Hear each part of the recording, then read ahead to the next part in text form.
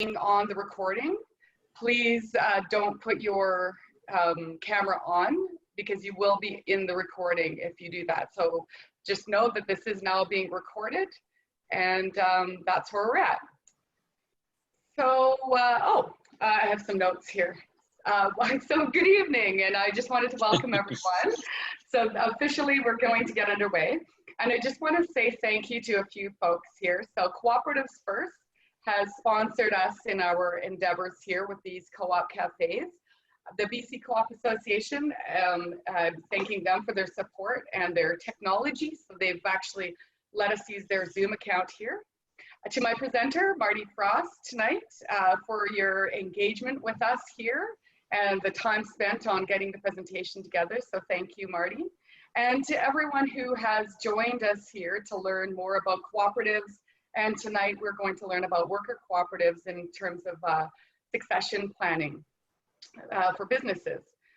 So before I go further, I wish to express gratitude to the Secwepemc people whose territory, Secwepemc Ulu, I've lived, worked, and played for most of my life.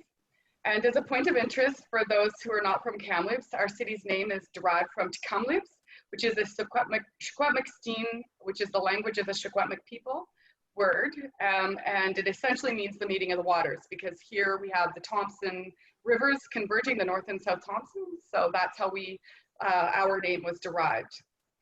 So as a point of housekeeping, as I was mentioning, it's easiest if we keep our cameras off during the presentations, and also stay muted, so please do that. You can post your questions in the chat, and I will either interrupt Marty or myself and try to answer your questions, or we'll figure out a good flow of how the questions will be answered. And both the I forgot to ask Marty, is it okay if we use your slides and upload them to the website, or maybe we can talk about that after, but the recording will be uploaded to the Kamloops Public Market website under the resources tab. So that's our housekeeping. And so now on to the agenda. And if anybody has any questions and they can't hear me or they can't see, please put them in your notes in the chat and I will address them. Because sometimes you can't, if I'm doing something, maybe you can't hear me, so feel free to reach out.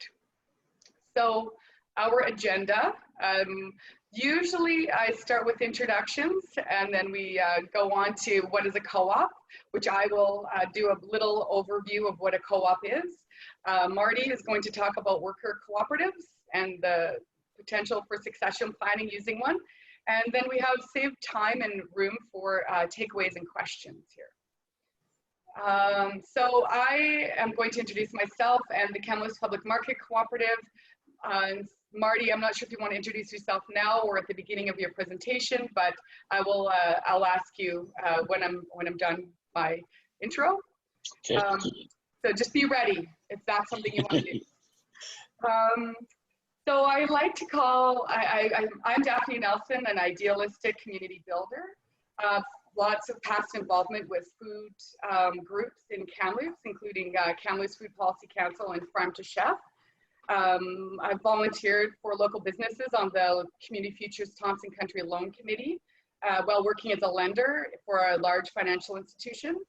And after much soul searching, I decided to quit working at that institution and started working for a law firm where I met the chair of the board of Interior Savings Credit Union, who urged me to become a director.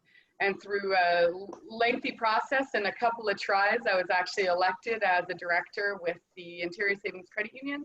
And that's where I learned about cooperatives. I guess you could say I fell in love with the model while I was onboarding as a director with this organization, because I thought, wow, what an amazing mix of business model, people working together, and also working together toward a common goal.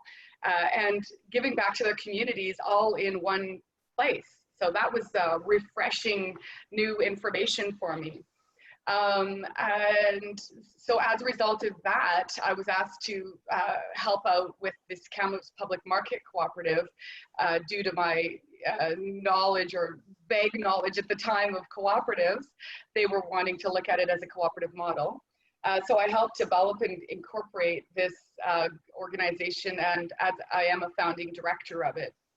So as a result of that experience, I took an advanced cooperative development course through the co-op zone to help shed more light on the model for people in my area. There's very few and far between. Marty is a cooperative developer, but we're not lucky to have him in our area here.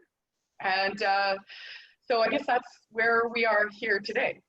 And so the Kamloops Public Market was founded to create a common space where local producers and consumers could come together and share the bounty of the region.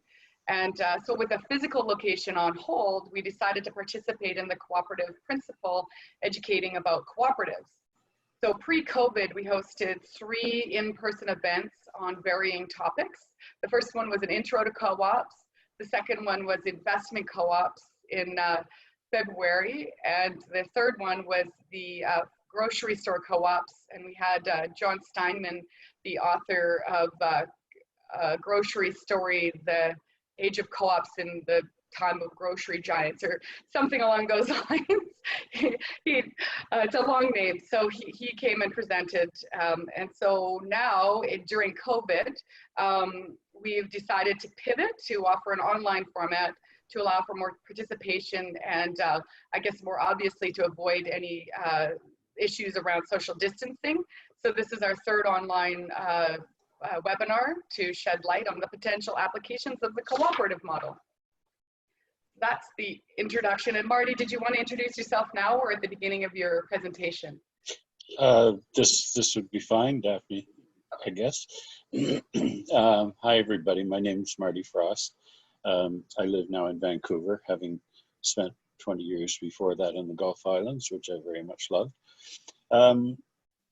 I guess I've spent most of my adult life now working in co-ops and working for co-ops. I was when I moved here from the Maritimes, my first job here was as the eventually general manager of CRS Workers Co-op. We had we started a number of businesses over our years. The 2 that survived right through to the end were Uprising Bread's Bakery here in Vancouver, and Horizon Distributors, which used to ship a lot of food up around Kamloops Way.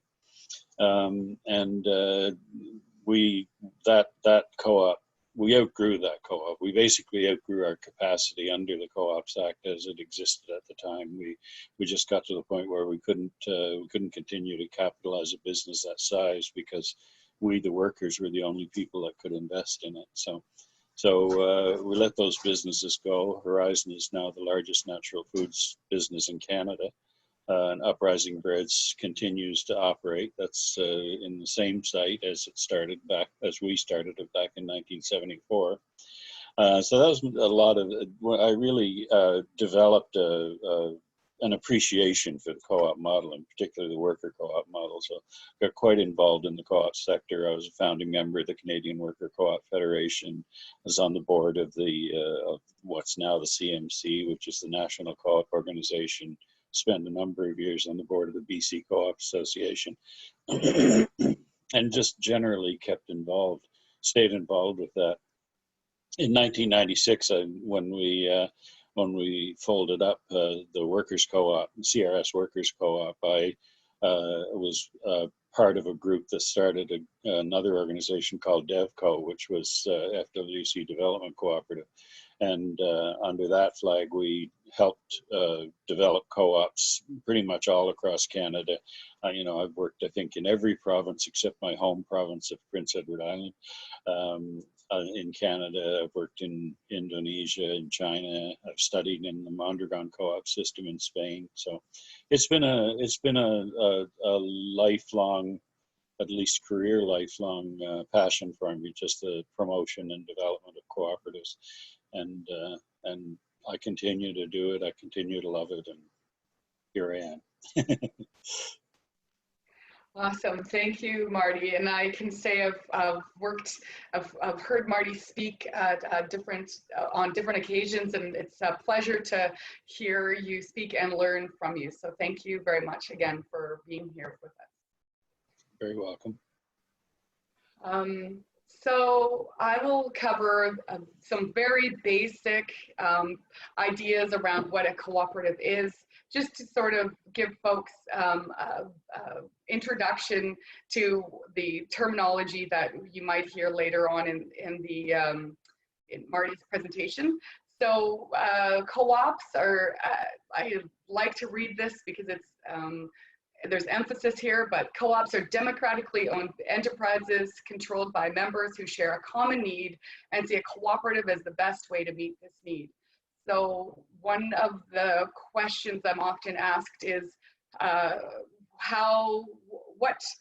what type of co-op do I need to start? And it really depends on the situation. Every time it's going to depend on the situation. Who are the members who are going to benefit from the need that has been identified, and that is where you then draw the knowledge, or that's where you start building from. So that's where the members benefit from the service. And one of the other really great ideas that come from the co-op model is the triple P bottom line. So it considers people, planet, and profits in order to be successful. And I suppose I say profits, and I mean financial profits. And in order for any entity to go forward, you have to be successful in that endeavor first. But I think that it's important also to consider people and the planet in the continuance of that. So, I like to share this this video, and please, oops, darn it.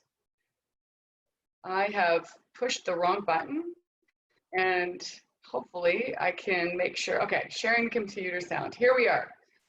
Hopefully I can get back.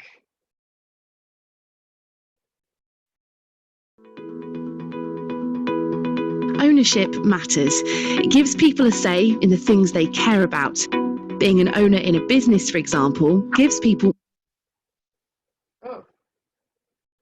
motivation and a stake in its success. But over the last 30 years, the number of people who have control over the businesses that shape our lives has become smaller, not larger. It's no surprise that when you ask them, people say they have no influence in their workplace, over businesses, and over the economy as a whole. Cooperatives, however, offer a solution. From the outside, they may look like any other business, but inside they are very different. They're owned and controlled together by the people closest to the business: employees, customers, residents, suppliers, not distant shareholders. They have an equal say in how the business is run, and they even decide what to do with the profits. And cooperatives work. There are nearly 7,000 independent co-ops in the UK. They're found in every sector, from high street retailers to farmer-controlled businesses, cooperative pubs and credit unions. Some of our most famous brands come from cooperatives, from champagne and parmesan to Lurpak butter and bird's eye peas. Even Barcelona Football Club is a co-op owned by its fans. Co-ops contribute £37 billion each year to the British economy and boost UK productivity, innovation and entrepreneurship. And they work for the 15 million members who together own the UK's co-ops. Cooperatives give people, in fact all of us, more control over the things that matter. What do you want to do together?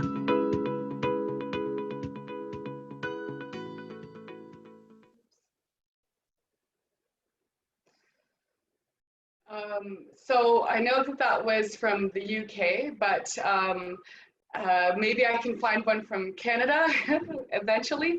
But I like it because it covers off lots of the different questions that people may have about what cooperatives are in a nice, tidy little presentation format there. And so cooperatives are built on these 7 cooperative principles, and my screen is just over here, so I just have to look over here and sort of go through them. But they're built around open, voluntary and open membership, democratic member control. So when you decide who your directors are for your co-op, you actually, as a member, you're going to be voting for that person or those people. Cooperation among cooperatives. So cooperatives generally want to cooperate with each other because they want to further the cause. Autonomy and independence, so they're not beholden to anyone but themselves. Member economic participation, members contribute an equity share so that it's a joint membership among all the members, all the people involved. Concern for the community, that goes back to one of the great concepts or the things that really made me think, wow, I love cooperatives. It's really important to the people and the entity. And then educating and training about cooperatives, that's what we're doing here. On that principle is why we're here. So the types of cooperatives, there's lots of different types of cooperatives. And again, it depends on why they're being formed or what the need is to determine why they're being formed. Where a consumer cooperative is built around the people who want to buy a product or service, but the point is a group of consumers want to come together to make it easier or cheaper, or make their lives better by buying that product. Whereas a consumer or a producer co-op, they are the people who are making the whatever it is that you would like to buy, and they have come together because they recognize that their group has a branding opportunity, or maybe there's a joint transportation opportunity, things of that nature. And so financial cooperative, those are the credit unions. There are worker cooperatives, which we're going to talk about tonight, where the workers are the members. Community service co-ops. In Nelson, there's a radio station that is run as a nonprofit, and they provide a service to its members of the radio service. Investment cooperatives, where a group of people who want to invest in their local communities are able to make a decision about what businesses they may wish to help along the way. So people come together that way. Multi-stakeholder co-ops, that's where any of combination of folks who want to make their lives better. So if a consumer, if a producer co-op and a consumer co-op get together, then there's their local producers selling to local people, and it's all beautiful stuff, like at the Kettle Valley Food Co-op in Grand Forks, I believe that's where that is. And then we have spoken in the past on housing co-ops, and that's where a group of people come together to live. And there's all sorts of different varieties of those as well. So we will talk about any and all of these, plus many more in future Co-op Cafe series, hopefully. And so this is where I have the question mark. So if anybody has any questions, I have to find the chat function. So bear with me here. I've lost it somehow. So if you have, oh, there's no questions. Okay, perfect. So while I do this, I'm just going to switch over to Marty's presentation now, so that we can hear from him. Does that work? Marty, can you see your presentation? I can, yes. Okay, so I'm going to go off camera, but I will stay on I won't unmute myself, or I won't mute myself in case there are questions, and I will forward the slides at your request. Okay, will do. It's disconcerting when you say that and then disappear. But I'm here, believe me. Well, thanks very much, Daphne, and it's a treat being able to come up and talk about this. It's an issue that the whole issue of co-op succession is very much on a lot of people's minds right now, just because we're going through a time of well. Do you want to put up the first slide, Daphne? Yes. Thank you. I need to. do that? Oh, there we go. There we go. We're going through a time when there's when building turnover or business turnovers are sort of reaching a record time. You know, it's the baby boomers are all retiring and leaving their businesses and stuff like that. At least the smart ones are. and so succession in all of those small to medium businesses that we have been involved in creating becomes a real issue. It's been identified by the demographics people, and it's certainly been identified in the co-op sector. We've been looking at it for a while now, and there are a number of really interesting initiatives to in amongst the co-op sector to assist people in this in basically getting a sensible way of retiring. But these are the statistics that I pulled off. Let's see, I think 59% of small enterprise owners are 60 years old or older. 40%, there's about 400,000 apparently small to medium enterprises will change hands or close. In other words, the owners will be retiring or leaving the business. So 59% are 60 years old. The owners are 60 years old or older. 40% of these are planning to leave their business in the coming 5 years. Somebody who's really quick at math can tell me what 40% of 59% of 400,000 would be. But they're planning to leave the business in the coming 5 years. More than half, the succession to family members is not nearly as prevalent as you might think. So more than half the people that are retiring, they're leaving their business behind, and they're intending to sell the business to somebody outside the family. And about 20% of all of them foresee the business closing. Well, you can kind of imagine, next slide, Daphne, please. You can kind of imagine the effect that's going to have on communities. So, because, you know, small and medium enterprise, like BC is built on small and medium enterprise, really. When you look at it, it's a huge part of the economy. And communities are looking at this, and some of the effects that people are thinking about is, if a small to medium enterprise changes ownership, in other words, if they sell it to someone else, if they sell the business to someone else, there may well be market disruption. It won't be the same people running the business as had been running it all along. And so there may be market disruption as they choose different different ways of marketing products, different products, you know, disruption in the product lines.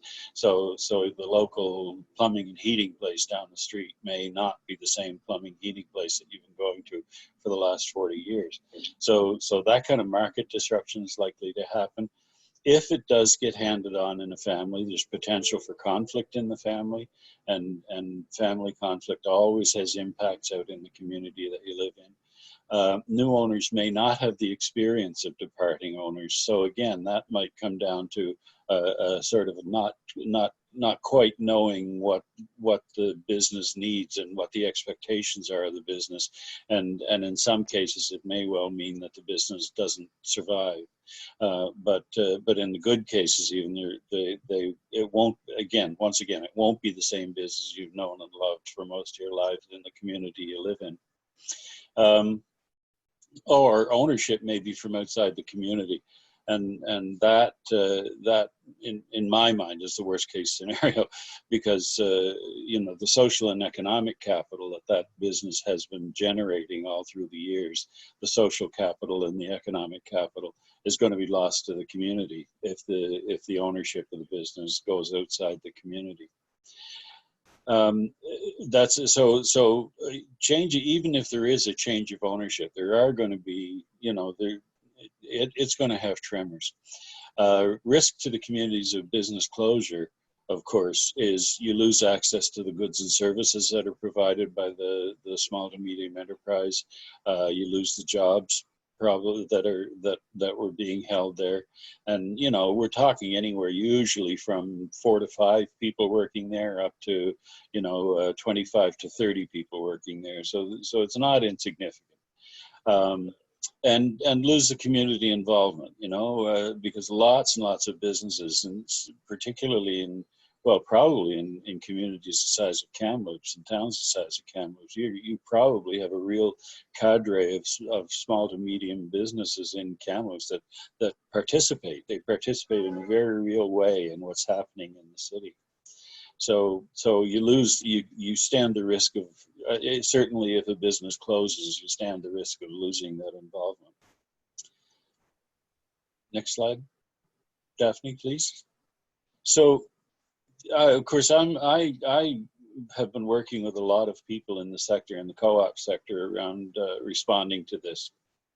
As I say, pretty much right across the country, people are looking at this and looking at it as a way of bringing the co-op model to people and having the co-op model be able to apply to helping people through this, what could be a hard time in their communities. Quebec has a very active movement going on now of cooperatives taking ownership of places where, that have been in small towns and so on for a very long time. So a cooperative, it's a model of business where ownership is vested in the people that use the services. And this is just saying again what Daphne said earlier, is it's the people that use the services who are the owners of the co-op. So if it's a co-op store where you go buy your food, you as a buyer of the food are using the services of the co-op. So you'd be a logical member of the co-op. If it's a producer co-op, you're using the services of processing product or selling product or moving product that you are producing, and the co-op acts as an intermediary that gives you more effect in the market for whatever your product is. So whatever the type of co-op is, whether it's a consumer co-op, a producer co-op, a housing co-op, or whatever, it's the people that use the services that actually own it and derive the benefits and take responsibility for the operation of the co-op. The reason I like the co-op model as a succession model is, first, it promotes community sustainability better than any other form of business, and that means that basically they are real anchors for, in the positive sense, for people who live in a community. Promotes social capital. That's one of the ways that it promotes community sustainability, is through the social capital. In other words, co-ops provide people with a place to meet. They provide people with local places where they can go and meet their friends and neighbors and so on, and also where they can get services that they very much need. It strengthens the individual members of a community because of your involvement as a member of a co-op. Anybody who's a member of a co-op has a chance to, at some point, if they want to either volunteer for the co-op and learn work skills or learn administrative skills. You can run for the board and learn governance skills. So, and the learning, like the development of skills amongst people is one of the things that really strengthens communities. It provides more stable employment. The statistics show that the employment in a cooperative is about 20 to 25%. Average employment term is 20 to 25% longer than in a similar business in a similar economic circumstance.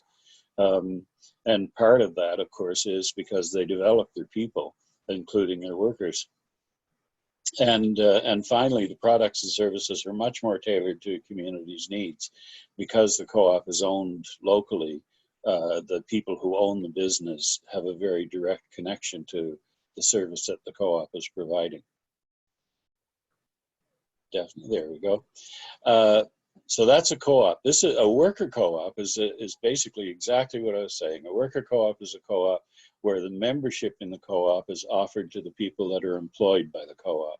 So if you're employed, you have access to membership, and and in general, there's expectations on worker co-ops that at least I think the Canadian Worker Co-op Federation still says they want co-ops to be structured such that 75% of the job positions are held by members or at least are open to the members.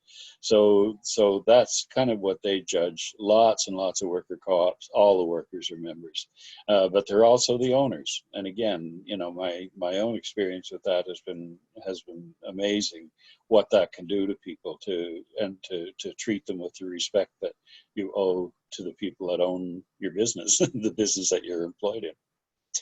Now, studies that have been done in BC and in Quebec have shown that worker-owned co-op businesses, they have a longer lifespan than other forms of business in similar economic environments.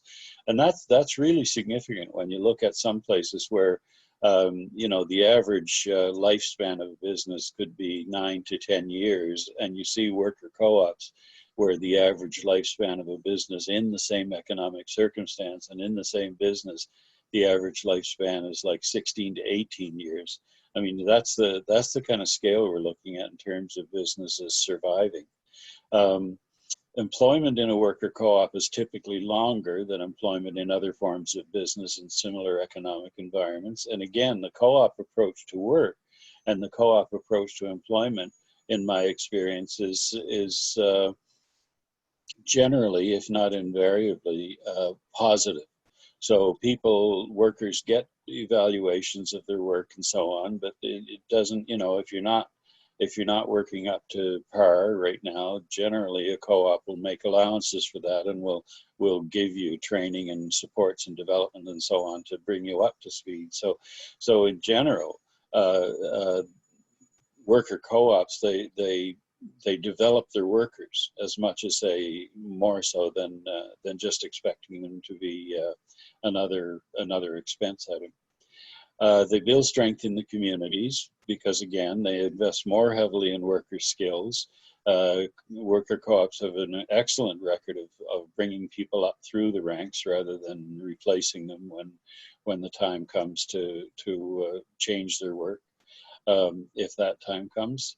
And worker co-op businesses typically care more for the natural and ecological conditions in their communities. And again, it's the logical reason for that is that they work there. The members of the co-op work there and live there. So their inclination is more to take better care of the natural and ecological conditions.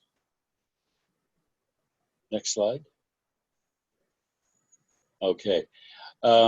So when we look at the worker co-op model for business succession, which is what we're here to talk about, a worker co-op succession is basically the same as if you were selling your business to somebody else. Okay, so the first thing that you would do is, and I'll go through with sub-steps of these because this is just straight up common sense. So the incorporation of worker co-op, that gives you the sort of corporate shell that you're going to move this new business into.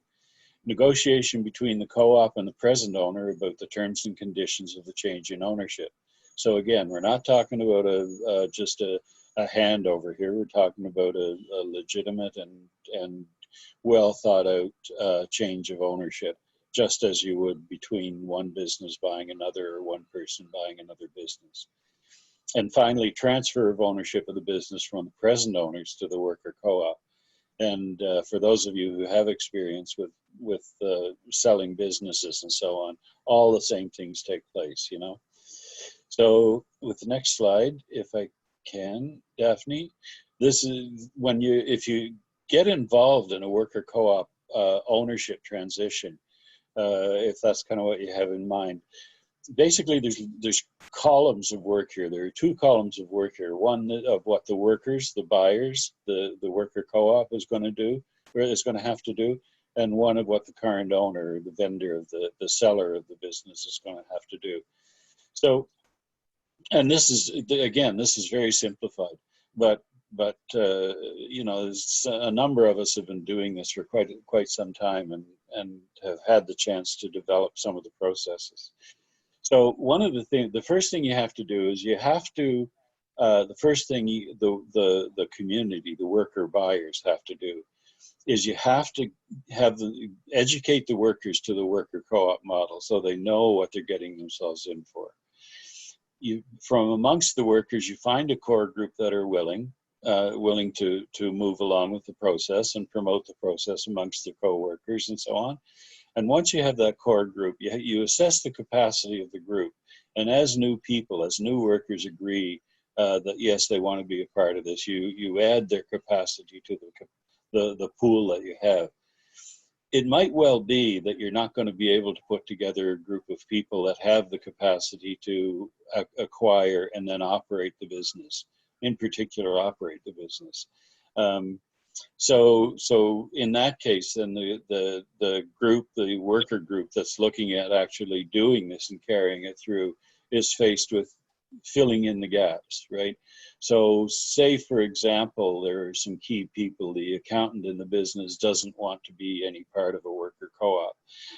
So you're going to have to, when the workers are looking at the buyout package, they're going to have to say, well, where is our accounting expertise going to come from? And they're going to have to look for that. Basically, if you're going to move forward with this, basically you have to be convinced that you have the capacity on board already, or you can get the capacity in when the time comes that you take on the business.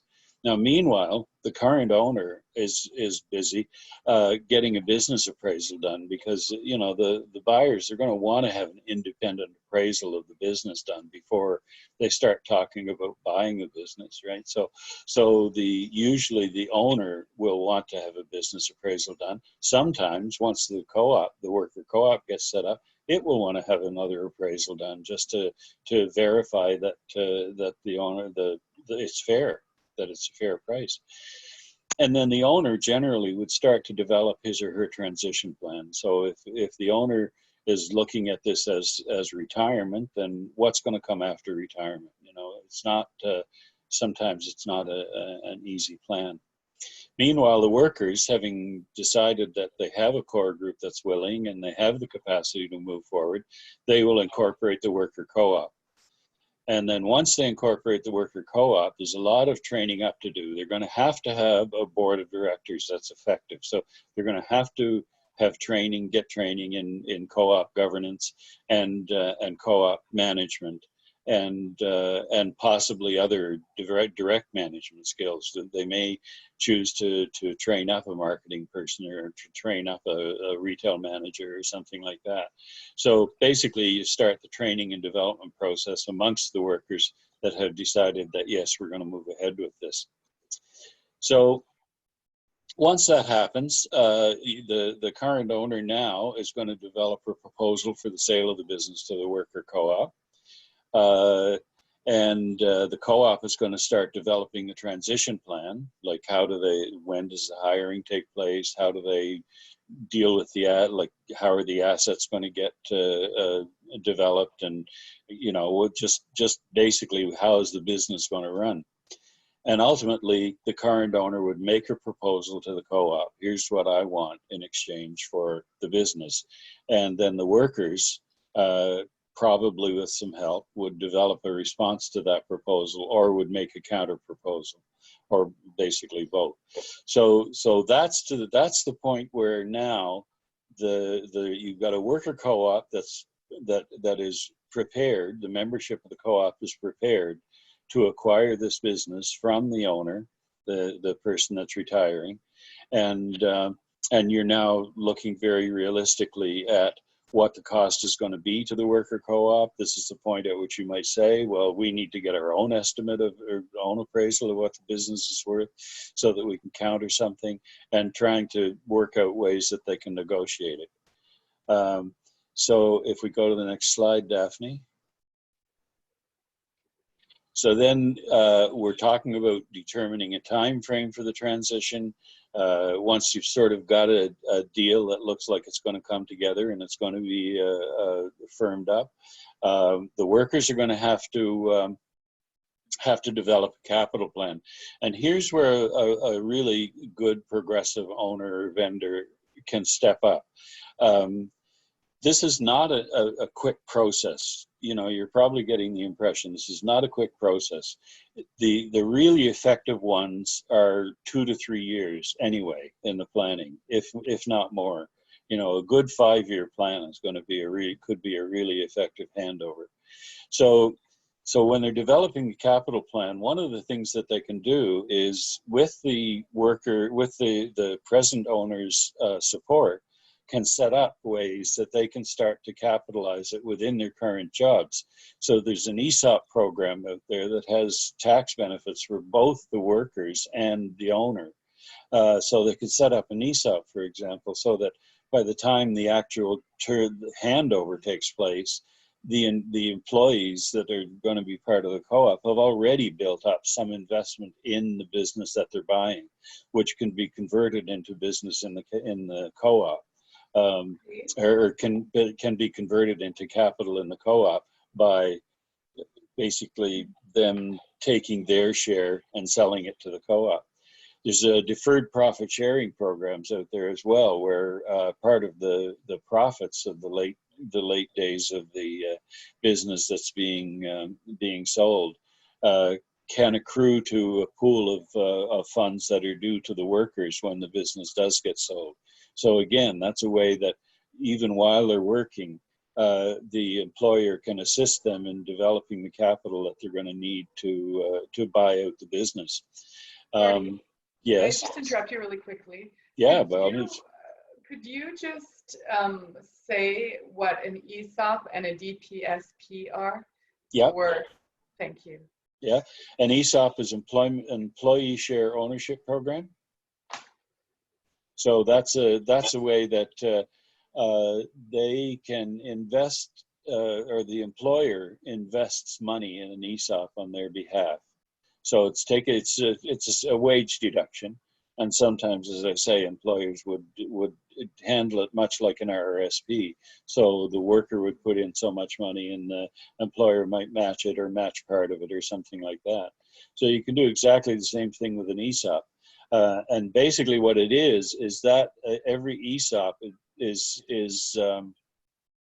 invested in the company that you're employed in, and it's invested in shares in the company. So it's a share ownership program. When it comes around time to sell, the employees, within the ESOP, will already own a certain percentage of the value of the company, or the business that they're buying. Okay, so that reduces the demands on them. It reduces the selling price, and they exchange the value that's in the ESOP for shares in the co-op. Awesome, thank you. A deferred profit sharing program is very similar, where an owner commits to sharing a certain amount of the profits of the business with the workers as body. So for example, the deferred profit sharing program might put 3% of the profits of the business for the last 5 years before the transition happens into a pool that would accrue to the ownership of the deferred profit pool, would accrue to the employees when the transition in ownership happens. And meanwhile, the employer gets tax benefits from that, and the employees get tax benefits as well, because they're not taxed. They're not taxed on the income that goes into the deferred profit sharing program until they pull it out. And if they pull it out to buy the business, then it's not taxed in their hands at that point. So again, similar to an RRSP kind of deal, except it's tied into an ownership and transition in ownership. Perfect, thank you. Okay. So those are some key pieces that can be, if the provided the owner is cooperative, those are key pieces that the workers can use to help them finance the buyout. Oh, excuse me. So then that's a start. Like when you're looking at a capital plan for the acquisition, if you have money in an ESOP, or if the workers have money in ESOPs and money in deferred profit sharing programs, that's a real start on a capital plan, because that's the kind of thing that financiers are going to be looking for, and so on. And then after that, the rest of the plans, you know, you could again talk to the owner about a certain amount of take back, where they would, you know, they would provide a loan to the co-op to that, you know, would pay for part of the acquisition cost, and again, that could be used to leverage money from the credit union. So that's when I say putting a capital plan, that's what I'm talking about. It's getting all of those things together to the point where you can satisfy the owner and take ownership of the business. Now, the negotiation, you know, that's the big piece, is negotiating all of that between the current owner and the worker co-op. One of the things that often happens is that one of the conditions is a present owner will actually take on a consulting contract as part of the acquisition price. So in exchange for an acquisition, you know, a certain number of $1,000 in an acquisition, they might say, okay, you contract with me for 2 years. I'll provide you with consulting advice just in terms of running the business, you know, open up the markets to you, open the contact with suppliers, all of that kind of thing. And, you know, it's stuff that has real value for the co-op in starting its ownership and operation of the business. And it also provides a continuation of income for the owner that's selling the business. So ultimately, you put that package together that meets everybody's needs, and you conclude the deal. At that point, the worker co-op owns the business. The current owner is there as a very friendly member of the community, supportive of what the worker co-op is doing, and away you go. To the next slide. All the way to the next slide. So just looking at some examples, there are some that are more familiar than others. The Kootenai Bakery Cafe in Nelson, that was a worker buyout. There's a group up in Yellowknife, and it's still going. There's a group up in Yellowknife, the Yellowknife Glass Recyclers Co-op. Again, that was a buyout of, they bought part of an existing business, an existing glass business. And they're still going strong. Baseline Type and Graphics Worker Co-op in Vancouver was a great little business, and again, that was a time when the existing owner wanted to get rid of the type and graphics work and just focus on a different kind of work that his business was moving into. So the workers got together and bought that division of the business and ran it as Baseline Type and Graphics for, I think it was 22 or 23 years. They closed, it's going on 9-10 years ago now. But basically it was because the workers were all getting ready to retire themselves. So they just let the business go. Careforce Workers Co-op in Nova Scotia, that was a business. It's in the process now of kind of devolving, I think, because some of the workers want to do a different kind of contract work than the Workers Co-op is wanting to do. But that was up. It had about, I guess, up to about 30 workers working in home care services as part of the co-op for quite some time, and it was a very successful little conversion. There's a group called Arise Architects Cooperative in Guelph, which again was a buyout of a part of an existing business. The Glitterbean Cafe in Halifax, Nova Scotia is a worker co-op, and it's closely related to the Just Us Coffee Roasters, which is another worker co-op in Nova Scotia. And this was a cafe that Just Us opened and then sold it to the workers themselves. So they're a new co-op. There are other examples like the Nanaimo shipyard, the Harmac shipyards over in Nanaimo. It's a quarter of that business is owned by the employees. And it's not set up as a worker co-op. It's set up as a sort of an evolved ESOP, I guess, if you would be the closest way to describe the agreement they have. But they do have a 25% ownership stake is in the hands of the workers. My own worker co-op at CRS Workers Co-op, it basically it grew itself out of existence. The Co-ops Act back in the last century it was not what it is now, And you know, our asset base just grew to the point where we couldn't support it with our shares. And back in that day, that was the only place to get equity capital was your members. You couldn't go outside and get investors from outside or anything. So, and that at that point we employed about 103 people we had working in that co-op. About 68 were members at the time. But you know, so it wasn't a buyout either, but it was just a worker co-op that was developed from the ground up. Next slide. If you want a connection to more information, if you go to the CanadianWorker.coop, that's the website of the Canadian Worker Co-op Federation, and look, just follow that trail through resources and into co-op conversions. And you can see some of the work that the Worker Co-op has been doing on this whole issue of succession, worker succession. And it's quite rewarding, and there's a lot of information there, and you'd probably find some good links to resources there as well. And one more, and there it is. Thank you very much. Wonderful. Thank you. I don't know if everybody has been quiet because they're busily thinking. But I don't have any questions in the chat box at this point. The other way that we could do it, if people wanted to ask questions, they could feel free to, I guess, put their videos on and ask a question. Yeah, I'm happy to answer any questions, or, you know, give more people more information. Yeah. Well,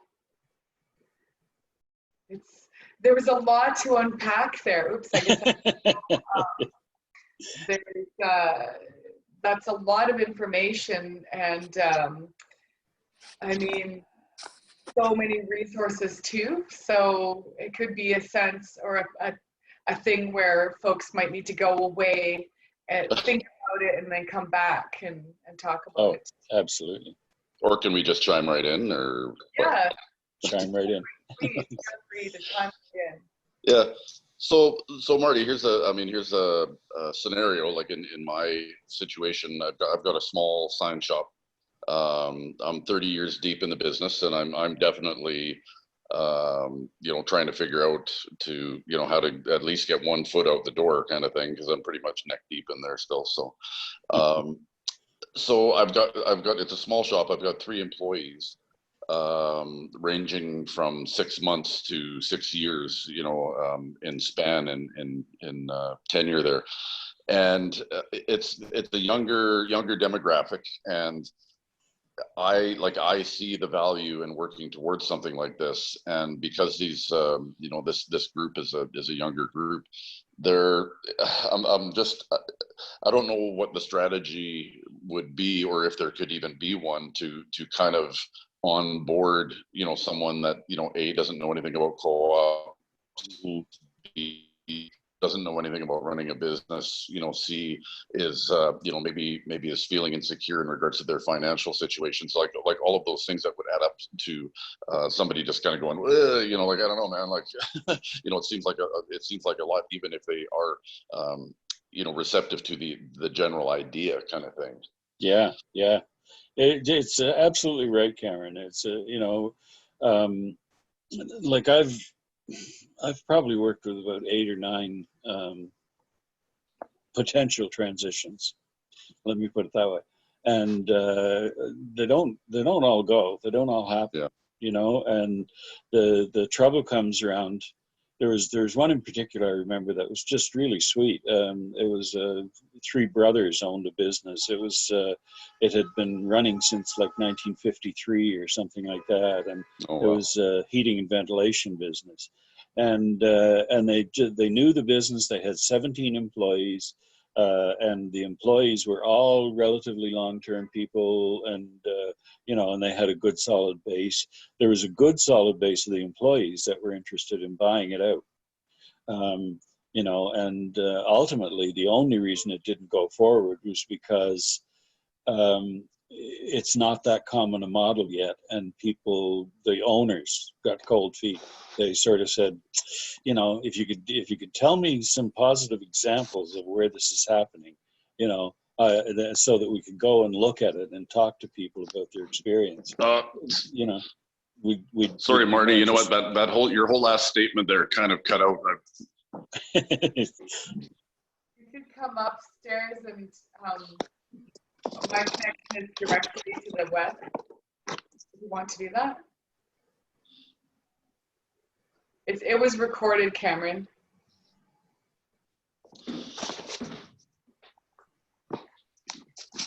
It's okay.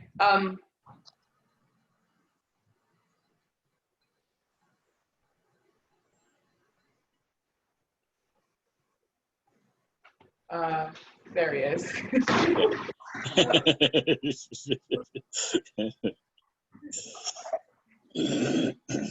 go. Sorry about that, Marty. I lost you completely there. Oh, that's all right.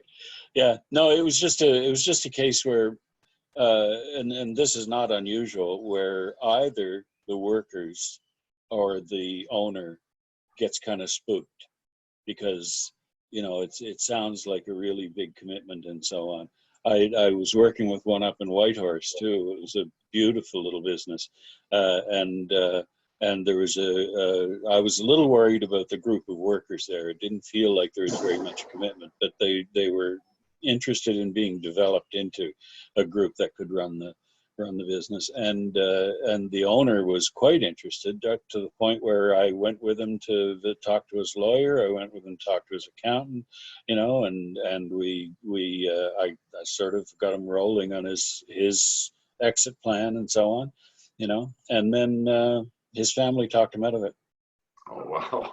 Yeah, it was just no, they're not. That's not going to happen, you know. Well, I can see where, I mean, the program or the process, you know, I can see where a lot of people would see it pretty daunting. I mean, when you're talking 3, 4, 5 years of transition, or that process being trying to implement that. Yeah, well, and it can happen a lot faster than that. I've worked in a number of the large mills too. The one up in up in Alberta. I can't remember. It was a big Weyerhaeuser mill up there in the north, and another one, the one up in Kitimat, actually, the mill in Kitimat. And there, like when you start talking about that environment, you've got 24 days. You know, because basically the company isn't obliged to actually announce the sale until 24 days before it's going to be effective. So sometimes, you know, it's just too much to hope, even no matter how much, you know, the one in Kitimat, the workers were really keen, the community was keen, everybody was keen to have the transition to worker ownership, but it wasn't in the cards at all. Sorry, not to clog up the video or the question period here or whatever, but is it fair to say through that process, like, I mean, there's obviously consultations with, like you said, accountants and lawyers and all that. From on the business side, is that fair to say that that's the burden of that cost obviously is carried by the, you know, me being the vendor, for example, like that's just what I have to invest in to make that happen. Certainly for your side of it, that would be the case. Yeah. You know, the workers, of course, they would have to do a lot of that work themselves, and that wouldn't be your responsibility. That would be their responsibility. No, so, yeah. So yeah. And, you know, when I say a 5-year lead time, you know, some people are planning that far ahead, you know, and the thing is, if it crosses your mind, if it's in your mind that is an option you want to explore, it's not too soon to start exploring it. Yeah. Because there's a lot can be done. You know, the idea, for example, about an employer actually assisting in the process by setting up an ESOP or setting up a deferred profit sharing program or something, like those are long-term things. If you want any significant amount of investment capital to build up, those are fairly long-term things. You want, you know, 2 or 3 or 4 good years under your belt of investing in that. Yeah. Is there risk in setting up like an ESOP like that? Like say a couple, 3 years go by and again, I've been into that and then the thing falls apart. Like what would happen to that pool of funds that technically, has been given to the employees? It would still be in the ESOP.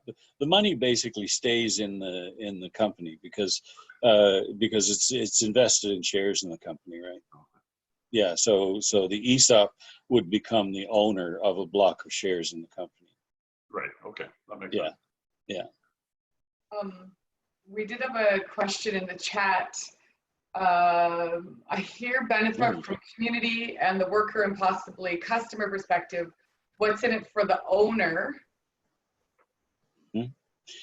Well, the owner gets a buyer for the business that he or she wants to retire from, and maybe it's a graduated departure. Like maybe if you can, the new owners would love to have you working with them for a year or a couple of years or something to help them get launched. So it could be a very positive way of easing your way out of that business for the person that's retiring. And then further to that, there was another comment. Many small businesses are risk or already closed for good due to the impact of COVID-19. Is there something we can do to support saving these businesses? The 5-year lead time of succession may have just been cut short, like in an unplanned way, sort of thing. Oh, any business that's had to close or can't reopen because of COVID, it kind of depends on what it is. If the business was running successfully and there's still a market out there and everything, if I were in that situation and I owned the business, I would be talking to my workers to say, do you think that we can, if we all put this together, can we open? And get your jobs back, get my job back. Yeah, so it would be up to the individual businesses and the workers in the business to have those conversations, but engaging different people to have that conversation is also possible as well. Absolutely. And a good way to do that, Daphne, and not to push my own, or like to push my own business or your business, is a co-op developer can help you with that, just to get the process rolling and do things like what we're doing right now, like get your workers together and we'll have one of these sessions where we can answer all the questions. So that would be like a collaborative meeting. It wouldn't just be like you and I sitting and talking. It would be anybody that had any interest in being involved in something like that to be able to sit and have that. Yeah, could be. It could be. When you're talking about the group that's actually going to carry it forward, it does get more involved. So and it's not a one-person job. You need to have a number of people involved in it because co-op is going to need a number of people to make it work. And the longer and more deeply they're involved in it, the stronger the business is going to be when it gets launched. Jennifer, did you have any questions? Oh, are you muted? Here, I can unmute you. There you go. Okay. I did ask a question earlier. Just what are the common areas that prevent the co-op from forming successfully? Sorry, I missed that.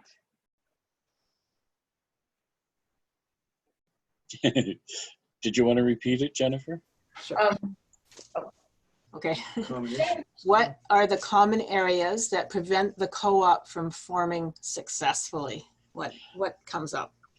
Well, at first, it's doing the group assessment, because you have to have a group that you can see becoming an effective work team. So there has to be a certain amount of common vision. There has to be a certain amount of commitment there and so on. So that's one of the things. Capital, of course, is a big one. It's always a big one because, those of us who are workers have never owned a lot of stuff. So, so getting a group of a half a dozen or so workers, or 10 or 11 workers together, it's often hard to capitalize a business that can provide employment to all of them. So that's going to be an issue. You just the challenge of knowing what steps they need to take. Like, what is it we have to do first, and what comes next, and how do we get through this? How do we put a business plan together? That's going to work for us.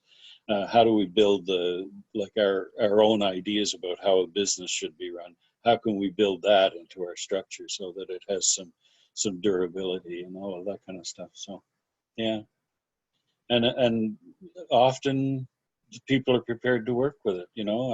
I remember a great trip I had up to Tumbler Ridge one time, and there was there's a group of people up there, 7 people, and they had wanted to start an ecological tourism business. And they got some money from the provincial government. This is back in the days when the province used to support the formation of co-ops, and they asked me to come up and work with them on it. And when I got there, it found out that all 7 of them sat around the table, and not one of them had the same vision about what an ecological tourism co-op was going to look like. It went everything from jet skis up the river to nude yoga, outside yoga practice. It's just the visions were just so disparate that, and we worked probably for about a full day on just developing a common vision and developing a block of work that the co-op could do that everybody wanted to support. But we did it. We just committed to it and did it.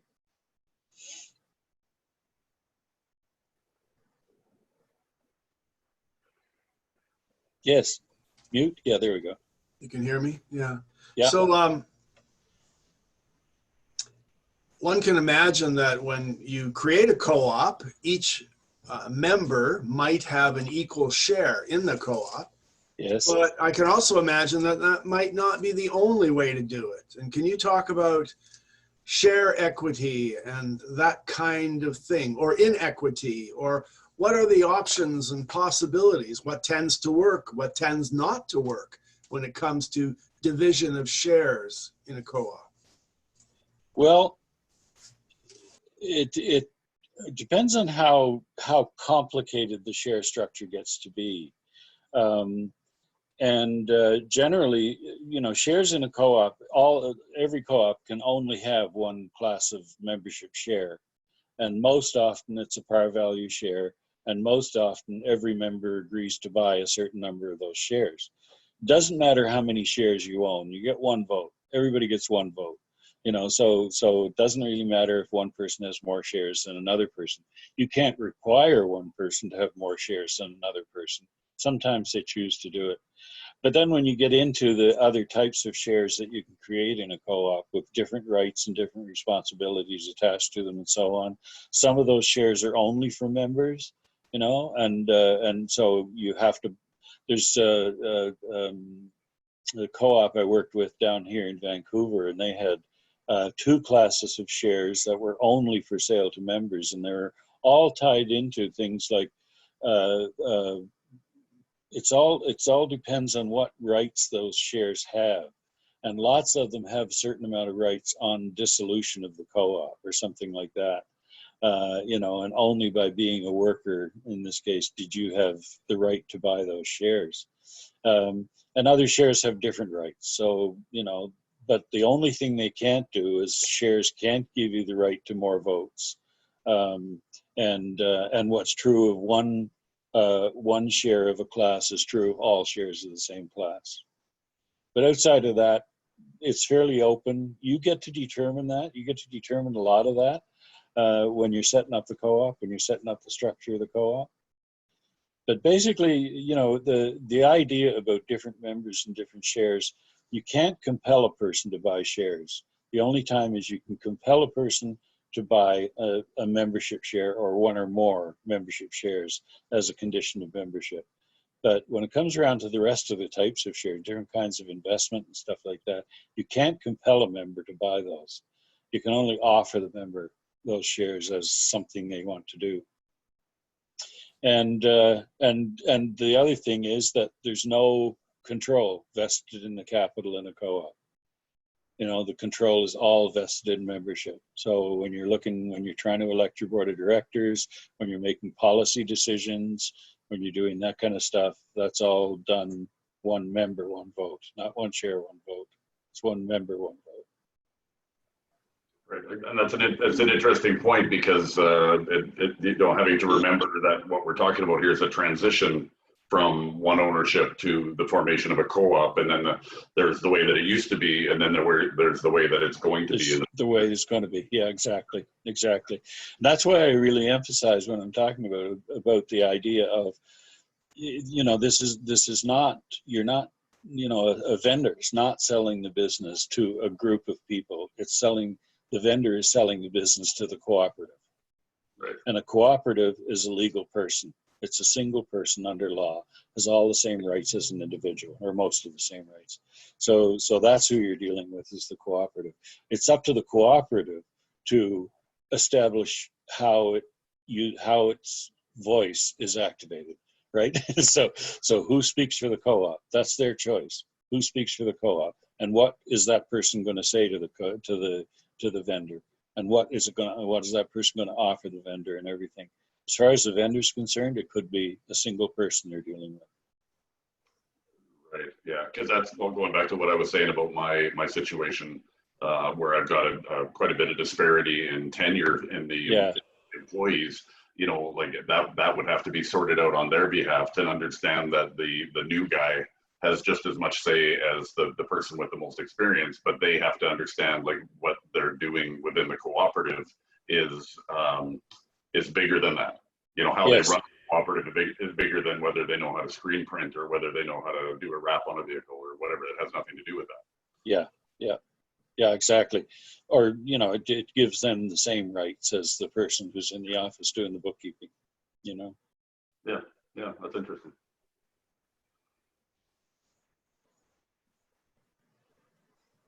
Anybody else out there who is interested in chiming in?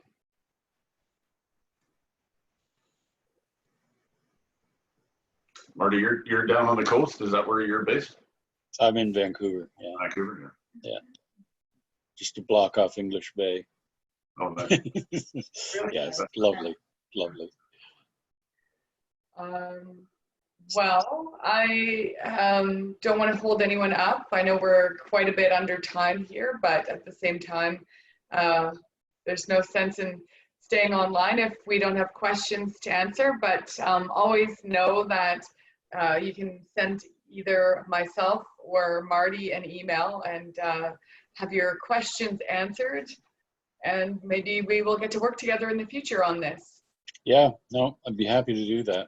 You know, like I really do think that it's a good way to be going right now. It's a good option to have in our pockets right now.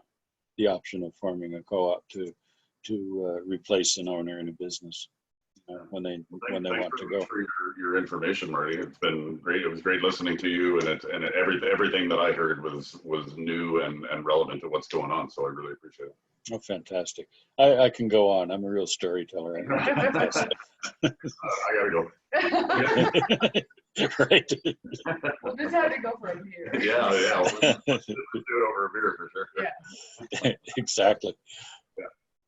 Okay, well, I'd like to thank again everybody who was able to make it tonight, and thank you, Marty, for sharing your insight and wisdom on this.